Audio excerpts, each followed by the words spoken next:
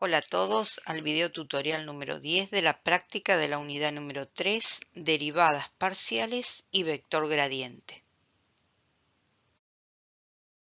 En este video vamos a explicar los ejercicios 3.27, 1 y 4 de las páginas 43 y 44 del cuadernillo.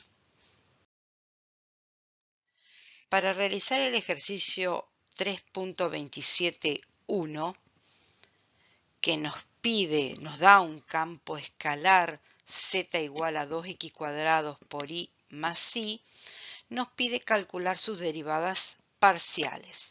Acá tenemos que tener en cuenta que como tenemos un campo escalar, tenemos una función que tiene dos variables independientes. Por lo tanto, cuando calculemos las derivadas parciales de ese campo escalar, vamos a calcular la derivada con respecto a x o la derivada con respecto a y. Recuerde y analice cuál es la interpretación geométrica del cálculo, el resultado de estas derivadas, que ahora no viene al caso recordarlas, pero se las menciono para que ustedes interpreten los resultados. Si tuviéramos que calcular la derivada parcial de este campo escalar en la dirección del eje de las x y en un punto. Bueno, pero volvamos al ejercicio. Acá nos pide calcular las derivadas parciales. Entonces, como tenemos dos variables independientes, vamos a buscar primero la derivada parcial de z con respecto a x. ¿Qué significa eso? Que vamos a derivar solamente con respecto a la variable x, dejando a la y como constante. Por lo tanto, si analizamos el primer factor de mi campo escalar, tenemos el primer término de mi campo escalar, vemos que tenemos la expresión 2x cuadrado por y. En ese término, el 2 y la y van a actuar como constante y vamos a derivar con respecto a x el x cuadrado. Por lo tanto, en la derivada de ese primer término nos queda 4xy. Después, la derivada del segundo término, como es y nada más, y está actuando como una constante, la derivada de una constante es 0, por lo tanto, la derivada de z con respecto a x nos queda solamente 4xy. Veamos la derivada ahora de z con respecto a y. Para derivar z con respecto a y, acá va a estar actuando como variable la y la x va a permanecer constante. Entonces, si derivamos el primer término con respecto a y, 2x cuadrado va a actuar como constante y la y es la función. Por lo tanto, la derivada de esa constante por la derivada de y nos queda solamente 2x cuadrado, que en ese término estaba actuando como constante, más la derivada del segundo término. En este segundo término tenemos la y, la derivada de y con respecto a y es 1. ¿Tá? Entonces ahí nos queda ya la derivada de z con respecto a x. Vamos al ejercicio, al segundo campo, es el mismo ejercicio, pero el segundo campo que da. Bueno, acá tenemos un campo escalar u que, de acuerdo a analizar la expresión de ese campo, la expresión matemática de ese campo escalar, vemos que es un campo escalar que depende de la x, de la y y de la z. Por lo tanto, vamos a poder calcular tres derivadas parciales. U con respecto a x, u con respecto a y u con respecto a z.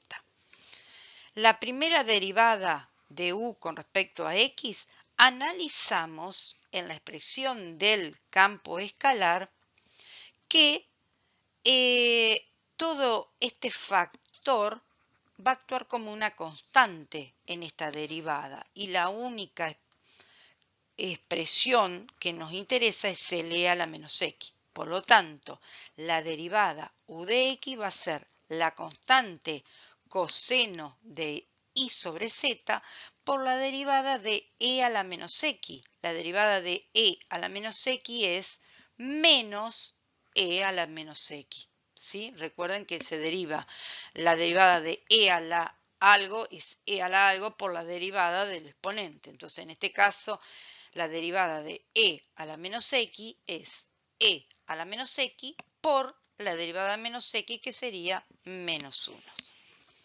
De la misma manera vamos a buscar u de i. Para hacer u de i, esperen que vamos a borrar esto. Para hacer u de i, lo que vamos a realizar, borro ya para que en el PDF después quede solamente lo más importante. Bueno, para hacer la derivada de u con respecto a i, yo voy a analizar, como dije, como hice en la otra derivada, quién está actuando como constante, quién está actuando como variable. Entonces, si derivo con respecto a i, la z y la x van a actuar como constantes. Quiere decir que en la expresión del campo escalar, este e a la menos x va a actuar como constante. Y la i, que es con respecto a la que yo voy a derivar, está dentro de esta función coseno de i sobre z. Entonces, la derivada de u con respecto a i va a ser e a la menos x, que es la constante, por la derivada del coseno de i sobre z. La derivada del coseno es menos seno de i sobre z, por la derivada de i sobre z con respecto a i. En ese i sobre z que yo tengo ahí, voy a poder pensarlo para poder derivarlo. La z es una constante, por lo tanto yo podría pensar ese cociente i sobre z como la constante 1 sobre z, ¿sí? La constante 1 sobre z, ahí la voy a hacer mejor a la z, 1 sobre z por i. Entonces, el 1 sobre z es constante, derivo con respecto a i, me queda 1. Quiere decir que la derivada de ese cociente i sobre z me queda este 1 sobre z que está acá. Por lo tanto, esta vendría a ser la derivada de ese campo escalar u con respecto a x, con respecto a y, perdón, ¿sí? Entonces tenemos ya esta derivada. De la misma manera vamos a ir haciendo la derivada de u con respecto a z. Si derivo la u con respecto a z, voy a tener que la x y la y van a estar actuando como constante. Por lo tanto, voy a ver que en la expresión de mi campo escalar e a la menos x va a actuar como constante, entonces me queda la constante por la derivada de este coseno de i sobre z con respecto a z. Entonces, la derivada del coseno tenemos que es menos seno, acá faltaría un signo menos a este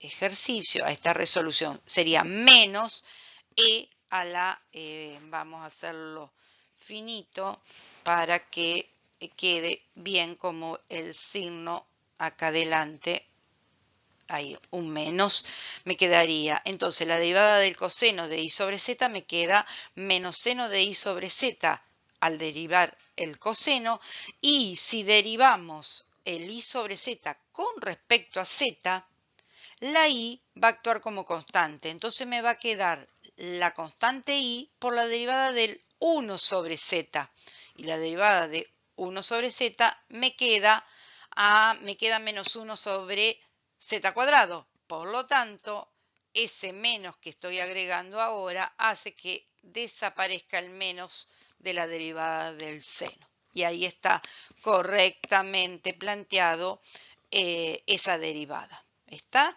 Bueno, vamos a borrar esto, así no queda. Y continuamos con el próximo ejercicio. Bueno, en este segundo ejercicio vamos a calcular el vector gradiente de campos escalares. En el ítem A, en el 4A, tenemos un campo escalar f de xy, al cual tenemos que calcular su vector gradiente en el punto R sub 0.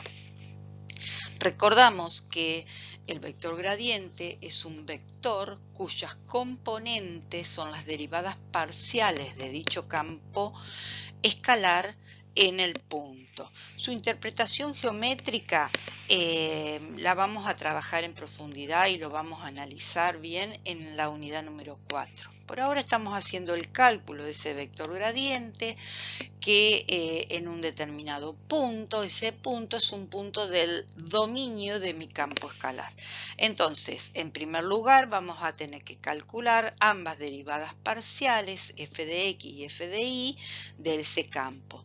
Ahí están las dos componentes de ese vector gradiente. Les dejo que analicen bien el cálculo de estas derivadas, ¿sí? Recordando que si yo estoy derivando f con respecto a x, está la expresión que sea de la y, la función que dependa de la y va a actuar como, en ese caso, como una constante. Y voy a derivar solamente las expresiones, va a actuar como función todo lo que dependa de x. Una vez que obtengo las dos derivadas parciales f de x y f de y, voy a reemplazar la x y la y por las coordenadas del punto donde yo voy a calcular ese vector gradiente. En este caso obtengo el vector gradiente 0 como primera componente y la segunda componente raíz de 2 sobre 2 por menos c a la pi sobre 4.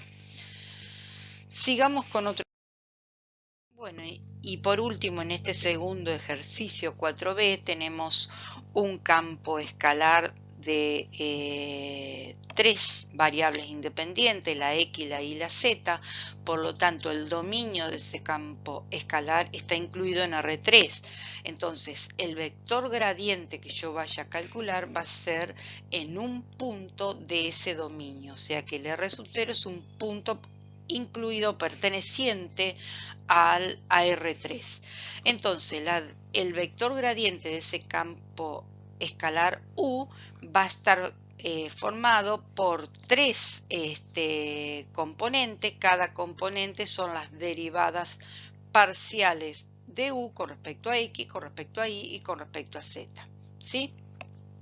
Reemplazando luego las 3 derivadas que nos queda en cada una de las 3 componentes, obtenemos como vector gradiente el vector 2, 0, 2. ¿Sí?